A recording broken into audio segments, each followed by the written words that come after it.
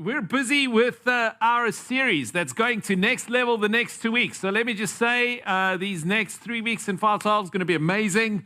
We've got Brian Allerid next week. He leads America Praise, an international ministry. He's an incredible leader that's coming to minister the word to us next week. I actually had the privilege of doing an interview with him about what he's going to speak this week. It will be on social media during the course of the week. But make sure to look out for that on social media. But do not miss next week. It's a great opportunity to invite somebody.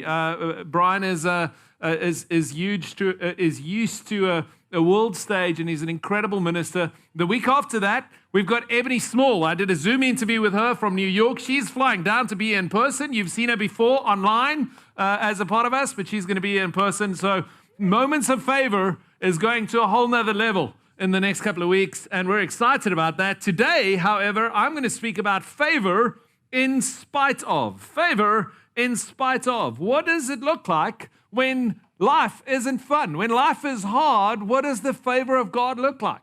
Okay, here's the thing. Favor isn't always fun, okay? Favor isn't always fun. We spoke about Joseph last week. Joseph had the favor of God. It took him to jail like Garland. Sorry, Garland. It took him to jail, and it took him to being a slave, right? He went through the whole process, but that was all the favor of God. Favor isn't always fun.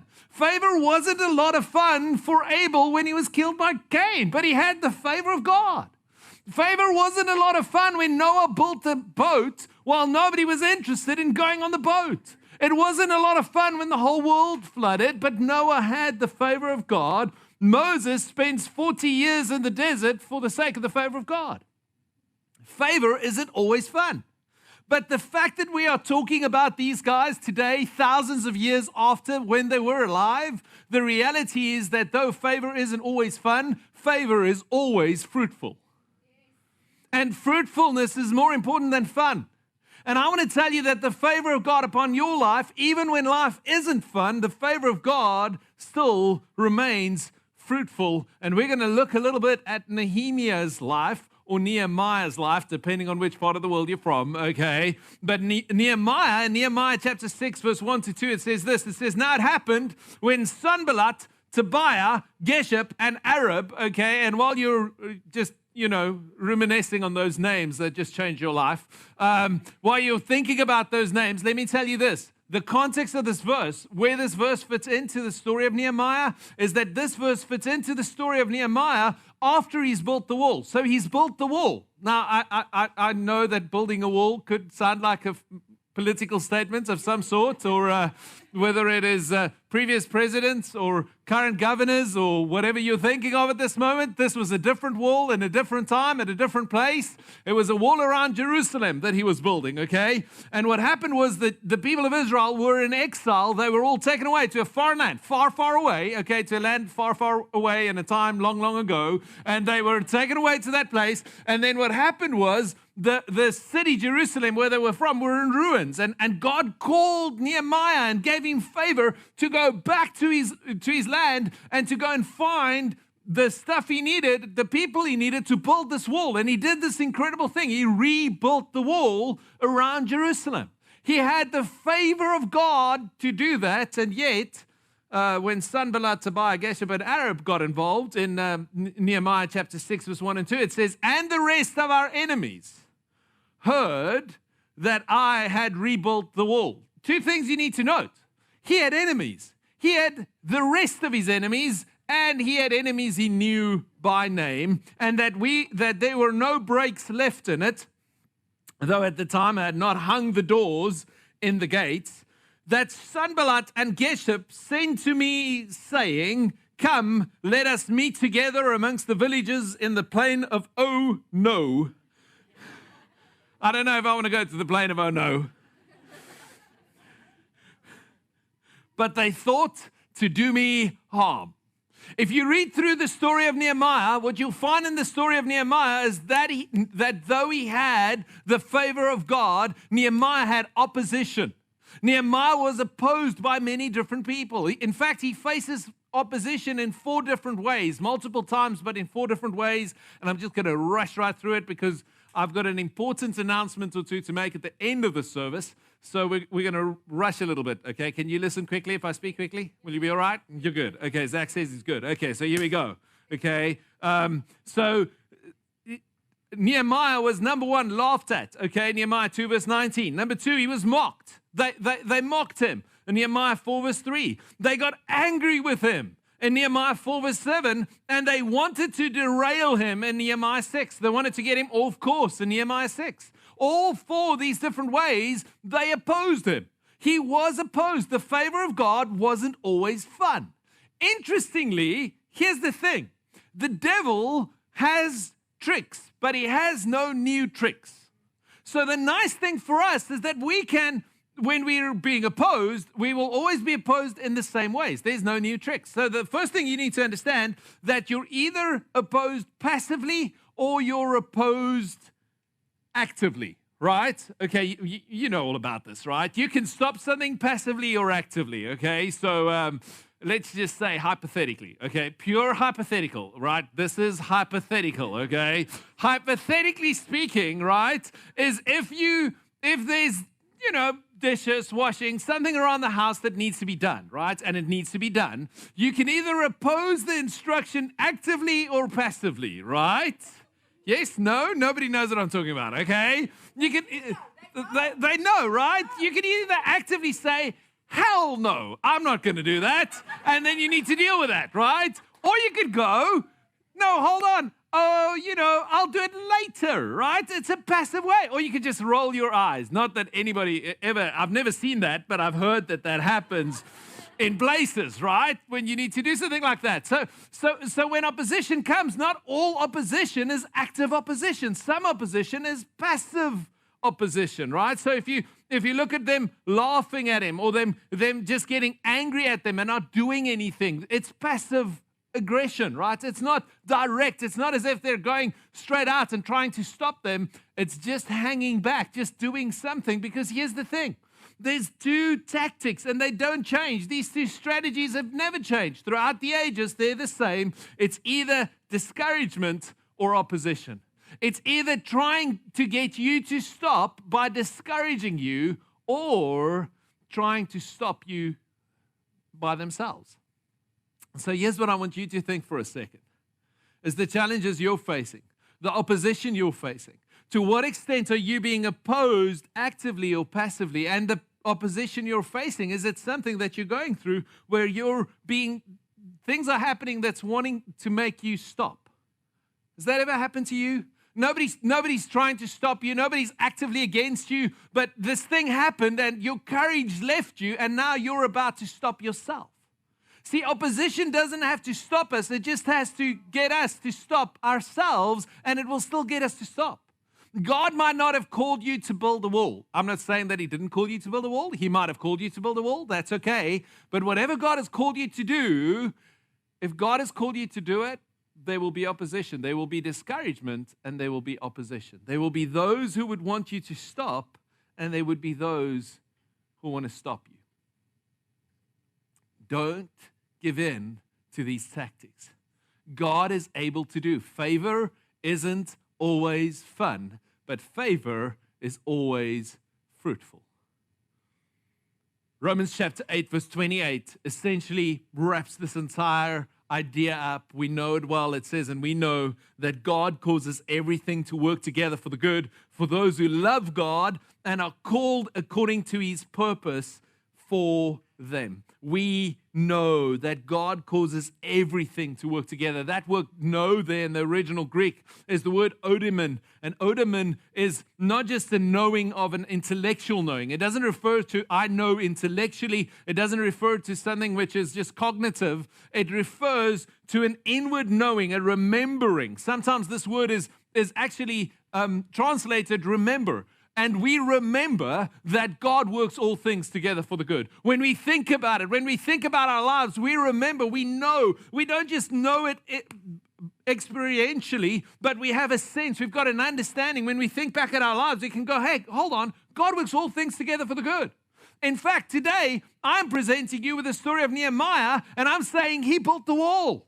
He did what God told him to do, and he finished the job. And when he finished the job, God was glorified to the extent that here we are, thousands of years later, still telling the story. God is able to bring fruit from his favor if we believe that God is able to bring us through it. So I don't know what you're going through. I don't know where you're at. I don't know the extent of the opposition that you face. I don't know if it's passive, and I don't know if it's active. I don't know if it's trying to get you to be discouraged and stopping, or whether it's trying to stop you actively. But this much I do know, is I know that wherever you're at, God is able to work that place to his good, not because of who you are, but because of his purpose that he has called you to and his love that he has for you. God is God, and God can bring fruit from this situation. In fact, I believe that is what it's for. Favor is always fruitful. So I want to speak about a fruit that's going to teach us 3 lessons today about favor, right? And the fruit we're going to speak about is a humble little fruit. It's called an olive, right?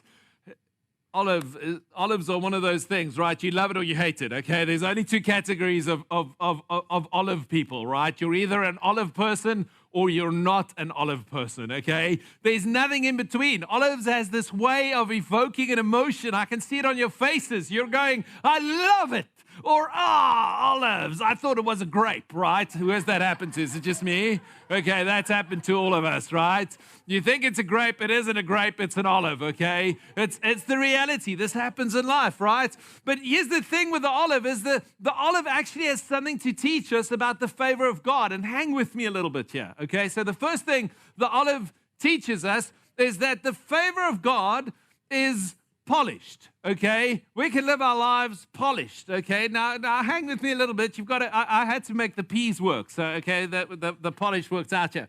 Have you ever been to a dinner party or some kind of really nice event where you're being served maybe a little cheese and wine and little olives, and then you've got the olives in a little bowl, and then you get a plate because it's a nice event. It's not a paper plate, right? It's a fancy one of those little plastic ones, right? Okay, so then you've got the olives in here, right? So you've got the olives in the little plastic thing, and you've dished the olives and the cheese, and then they give you a toothpick, right? Because you're not a Neanderthal. You're not gonna take these things with your hands and eat them, right? So now you take the cheese. Cheese are easy. Cheese are square. If cheese is square, it's it's easy. You stick it, you eat it, no problem, right? But then at some point in time, you get to the olive, okay? You get to the olive, okay? And then you go, no, dish the olive, you go to the salami. Salami's easy, okay? Salami just lies there and says, I'm ready, eat me, okay? That's not a problem. And then you're thinking, and you when no one else is watching, okay, you're back to the olive again, okay? And eventually you've just got to take it back to the bowl and exchange it for a tired one, because this one is not going to sit still, It's just one of those things. It keeps on moving. It's polished. Okay, but this is what it means for the favor of God. Is the favor of God always provides a way of escape. The favor of God always gets you out of it. You will never be stuck in any situation. Listen to this. 1 Corinthians chapter 10, verse 13. It says, no temptation has overtaken you than that is not common to man. God is faithful. He will not let you be tempted beyond your ability, but with the temptation, he has also provided the way of escape. You are not a tired olive. Yeah! You're not a tired olive. There's always a way out. There's always a way of escape. God's got a way out of it. I don't care what you're facing. I don't care how hard it is. I don't care if you can see the way out. There's always a way out. Sometimes we find ourselves in life and it feels like we're walking in a maze, right? You're walking in this maze, and all you can see around you is this tight, narrow little space with no way out. But it's like somebody walking in a maze and not seeing the perspective from above. You might be stuck in the maze, but God knows the way out. God sees perfectly and exactly how you can get out of the situation and the circumstances that you find yourself in. God is able to provide a way out the olive is polished. It isn't tired. The second thing we know about the olive is that an olive is preserved. An olive is preserved. You don't need to put olives in the fridge. They can survive just fine outside of the fridge, okay? Unlike grapes, the sweeter, nicer, less cultivated cousin of the olive. The olive doesn't go bad. In fact, olives can survive years outside. And olive trees are some of the most resilient trees on the planet. Okay, the oldest olive tree that they're aware of is about 8,000 years old. Okay, so 8,000 years old. I've seen some olive trees that they believe to be 2,000 years old. They're in this little garden in Jerusalem called the Garden of Gethsemane. Okay, and if you look at those olive trees, if you go through that gate and you enter into that garden, you'll see that some of the trees are relatively thick. But look at the big one. Look at this big one. If we zoom into that, that is the trunk of that olive tree that is at least 2,000 years old, under which Jesus probably lied and prayed that night. Olive trees last, and so does olives. And I don't know what comes your way, but the olive teaches us that the favor of God will preserve you no matter what. You can outlast the challenges you are facing because that is the favor of God. Sometimes the favor of God isn't taking away the challenges you face. It's just making sure that you last through them. Maybe you need to hear that today. Maybe you've been praying for the favor of God and saying, God, get me out of here. And you've been saying, God, where are you? Why aren't I out of this yet? And I want to tell you the favor of God is sometimes saying, no, I'm not going to take you out, but it's not going to crush you.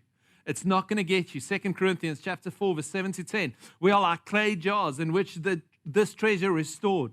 The real power comes from God and not from us. We often suffer, but we are never crushed. We often suffer, but we're never crushed. Even when we don't know what to do, we never give up. In times of trouble, God is with us. And when we are knocked down, we get up again. We face death every day because of Jesus. Our bodies show what his death was like so that his life can also be seen through us. Favor has the power to preserve you. Favor has the power to preserve you. Third lesson we learn from the olive is that it's at its best when it's being pressed.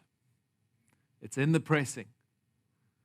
It's in the moments of pressing that the oil comes out. It's when the pressure is on that the most valuable commodity that olives have to give, the olive oil runs out. When the olive is being pressed, the most valuable commodity appears and happens at these moments of greatest pressure. The moments of greatest despair is when the most valuable part of the olive comes forth. Philippians chapter 2 and verse 17 says, yes, and if I am being poured out as a drink offering on the sacrifice and service of your faith, I am glad and rejoice with you all. For the same reason, be glad with me.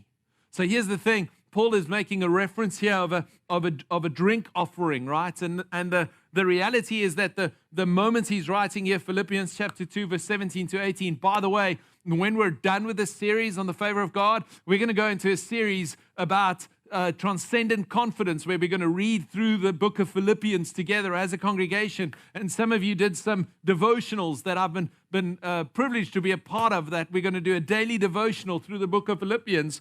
And part of what you'll learn from the book of Philippians is that Paul's in jail. He's fearing for his life when he's writing this. So the idea, he's referencing this pagan worship idea where they would take some drink, they would take some wine, and they would offer it to the gods, and they would pour out these drinks. It's nowhere in the Bible, but in the pagan religions of the time, they had this where they would literally take a drink and they would pour it out as an offering to the gods.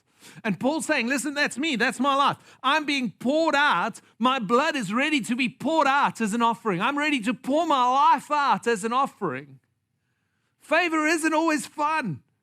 I'm pretty sure that when Paul was writing this, it wasn't fun, but boy, was it fruitful. Boy, did it change lives. Boy, did it have an eternal kingdom. Boy, did it build or eternal impact. Boy, did it build the kingdom of God. Maybe it's time for you to stop kicking against the suffering and start asking, what is it for? What can God do through it? I don't know if you watch America's Got Talent, but recently on America's Got Talent, there was a golden buzzer event. Oh. During this golden buzzer event, it was for a lady that was suffering from cancer, and she didn't mention any of this during her live performance, or she didn't lead with this at all. But if you go read her blog, if you go read her story of how God is using her and how God is revealing himself to her in the midst of her cancer. See, we look at things in this life and we look at physical ailments and we say, oh, that's the worst thing ever. That's the worst thing that could ever happen to a person. But what if there's a kingdom beyond this kingdom? What if we were just simply people? What if we were simply spiritual beings with a physical experience and not physical beings that from time to time is a quick little spiritual experience? What if there was a higher dimension to our existence that's way beyond what this world could ever do? I hope that the olive has served us well in teaching you a couple of things today about what it means for the favor of God to show in your life when times are hard. But I want to close by just quickly referencing 3 skills. Because I'm a what can I do person, right? So I'm asking this question. I'm going, okay, great. So if this is how the favor of God works, what do I do? How do I access this best, right? So for each of these 3 points, the polished, the preserved, and the pressing, I want to give you a practical principle, something you can remember, something you can do going forward. So the first thing I want to encourage you is that whenever you're going through a tough time, whenever you're going through that difficult moment, remember that you are just passing through. You're just passing through. I remember traveling in London many times, and if you've ever been in rush hour in the London Underground, so the London Underground is great. It gets you from point A to B in London, except or especially in the rush hour, and it works especially well in the rush hour because you don't need to walk.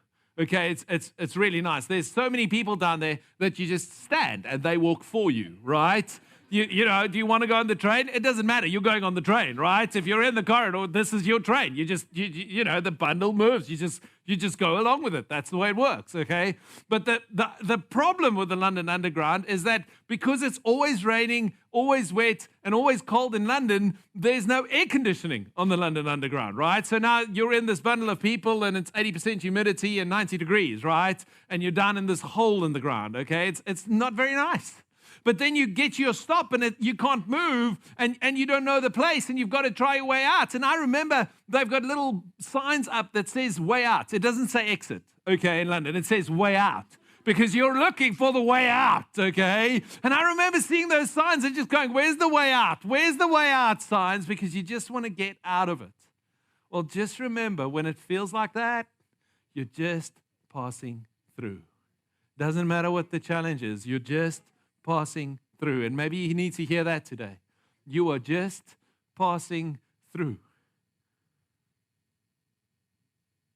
It's interesting if you read Psalm 23, there's this verse in verse 4. It says, though I walk through the valley of the shadow of death, I will fear no evil. But I think sometimes we miss the word through in that verse. Though I walk through, you are passing through. You're on your way through. This is not an end in itself. You're just passing through. In fact, in this life, you are just passing through. You're just on your way through what you're facing. You're just making your way through this difficulty. You're just making your way through this season. You're on your way through. There is always a way out. The second principle is that the olive is preserved. And I think the challenge that I want to leave you with here, the practical thing that I want to challenge you to do, is I want to encourage you to lean hard, to trust more intentionally, to believe in God more fully. I want to encourage you that the reality is, and Psalm 127 verse 1 says this well, it says, unless the Lord builds the house, the laborer builds in vain. Unless the Lord guards the city, the watchman stays awake in vain. But that's true. Unless God, we do whatever we do in vain. But if God builds the house, I want to tell you this house will stand because God's building it. And if God is busy protecting the city, I want to tell you this city will be protected. We do not have to walk around in fear when we go out somewhere. Why? Because God will protect us. Because if God doesn't protect us, nothing will protect us. But if God does, nothing can happen to me except what God allows. And what God allows, He will work out together for the good for those who love God and are called according to His purpose, which is the reason I'm alive. And that's the only thing I live for, is whatever He wants to do with my life. So yes, it is true that I am fragile and I am weak and I am often incapable of succeeding. I am very capable of failing in this life. But inside of me is the one that cannot fail. We can live this life trusting harder, leaning harder on God. And the third thing is, when the olive is pressed and the oil comes out, may it remind us that we sometimes just need to let it out. I didn't say let it go, because that would mean you'd think of a song. So we're just going to let it out. Let out the favor of God. Let God's will happen in your life. Let God's fullness come out of you. There's no life that shows that favor isn't always fun, but it's always fruitful more than the life of Christ. It depicts it. It shows it better than any other life ever. And it was His life. It was the end of His life that He came and He was under an olive tree, incidentally, possibly the tree I showed you a moment ago. And it was under this tree that Jesus prays in Matthew chapter 26, verse 36 to 39. Jesus came with them to a place called Gethsemane and said to His disciples. Now, Gethsemane is a combination of two Greek words. It's the word gath and shemen, which means the press of the oil. It was the oil press where Jesus was at. That's actually what they called the Garden of Gethsemane. They said, this is the place of the oil press. It's in the place of the oil press that Jesus was when He knelt down and was about to be killed, when the oil was about to be pressed out of Him and He was about to let it out and conquer sin and death so that we can live in fullness. He was in the place that was literally called the place of the oil press. It was literally called that. Sit here while I go and pray over there. And He took with Him Peter and the two sons of Zebedee, and he began to be sorrowful and deeply distressed. Then He said to them, my soul is exceedingly sorrowful, even to death. Stay here and watch with me. He went a little further and fell on his face and prayed, saying, oh, my Father, if it is possible, let this cup pass me by. Nevertheless, not as I will, but as you will. Nevertheless, Lord, nevertheless, I'm going to let it out. Nevertheless, Lord, I'm going to continue. God, if at all possible, let these hardships pass me by. Let these difficulties end right now. But if not, if it isn't possible, let your name be glorified. Let the oil flow. Let the world be changed. May your favor over my life always be fruitful, even when it isn't fun. Failure is never final when you're in God. Failure is never final when you're journeying with God. And favor is always fruitful if you would believe Him, trust Him, and walk with Him. May you find favor in the eyes of God. May you live with a smile and the acceptance and the grace of God over your life. May you live aware of who He is, what He has done, and what He is capable of doing. May you remember that He always provides a way out. He always preserves you no matter what, and that He is standing ready to use you if you will allow Him. God is able. Would you trust Him now? Are you willing to say, God, I trust you. I believe you. I believe that you are not finished with me yet. I believe, God, that you are still breathing peace into my soul. And I pray that this morning, as we wrap up this service, that you will know that it is about His glory. Lord, we pray that our lives will depict and display and show your glory. God, I thank you that you are not done with our story as a church, but nor are you done with any individual story of any individual that is present here in this room or present online or watching this later. God is not done with you. Lord, you have not given up, and you will cause your favor to shine bright. And God, you will cause your favor to continue to be a light. Lord, I pray that we will see the flourishing of God in the midst of difficulty because we are planted and rooted in you. Lord, would you come today and would you speak peace to storms?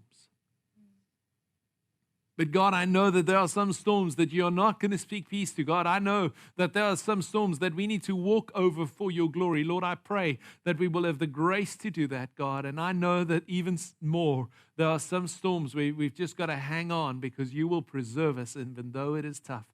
And Lord, I pray for the grace for us to do that so that your favor may extend and show your glory because it is all about your glory, Lord. Speak into our stories now. In Jesus' name, amen.